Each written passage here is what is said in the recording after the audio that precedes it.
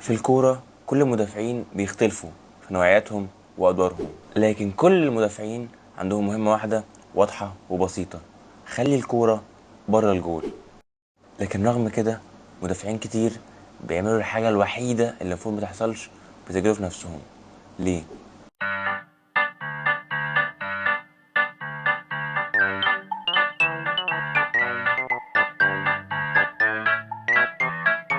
أهلا بيكم في فيديو جديد في الهاف سبيس. أنا محمد خالد، والنهاردة هنتكلم عن الأهداف الذاتية أو النيران الصديقة. في البداية تعالوا نتخيل مع بعض السيناريو ده. لا مش السيناريو ده. تعالوا نتخيل فريق بيهاجم من الطرف ويلعب عرضية. العرضية دي بتروح في المساحة اللي قدام الجول ورا الدفاع. المدافع بيتلخبط في الموقف ده، بيواجه الكورة في جول فريقه، بيسجل في نفسه. مش حاسس ان الموقف ده مألوف؟ في الحقيقة الموقف ده هو أكتر سياق بتتسجل فيه الأهداف الذاتية. عرضية في المساحة قدام الجون وورا الدفاع، المدافع ميكونش متأكد المفروض يعمل ايه، ونتيجة كده بيسجل في نفسه.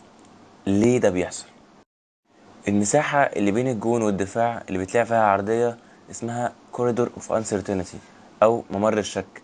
بتعمل بالاسم ده لأن المدافع أو الحارس مش بيكونوا واثقين المفروض يعملوا ايه في الموقف ده، مش عارفين ايه هو القرار الصح. هل المدافع المفروض يتدخل في الكورة ولا يسيبها تعدي؟ لو اتدخل في الكورة ممكن يسجل في نفسه، ولو سابها ممكن تروح مهاجم خصم ويسجل برضه. المساحة دي مش بالضرورة تكون عند ستايردة، لكنها دايما المساحة اللي ورا الدفاع وقدام الحارس. هنا مثال بيوضح ده من ماتش بايرن وبرشلونة.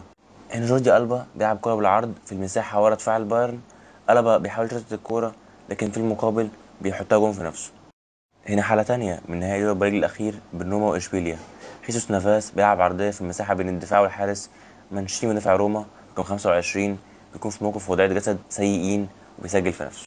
في لعيبة كتير مميزين بقدرتهم على استغلال ذا كوريدور اوف انسرتينتي أو ممر الشك عن طريق لعب عرضيات في المنطقة دي، بيحطوا بيها دفاع الخصم في موقف ما يقدرش ياخد فيه قرار صح.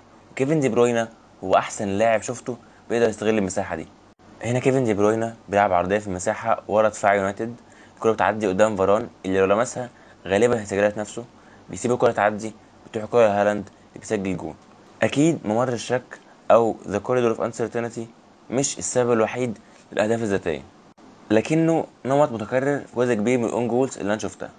جرب بنفسك، حاول تفتكر هدف ذاتي شفته وشوف إذا كان ينطبق على الكلام ده ولا لأ. هل الكرة كانت في المساحة اللي بنتكلم عليها ولا في مكان تاني؟ وفي النهاية أكيد أنا ماخدش كريدت على الكلام اللي في الفيديو ده. ده موضوع أنا قرأت عنه، حسيته مثير للاهتمام، فحبيت أتكلم عنه.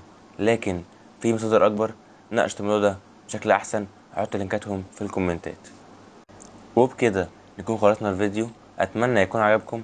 شاركونا في الكومنتات بأكتر هدف ذاتي مش بتنسوه. ما تنساش تعمل لايك للفيديو لو عجبك وسبسكرايب للقناة. يلا سلام عليكم.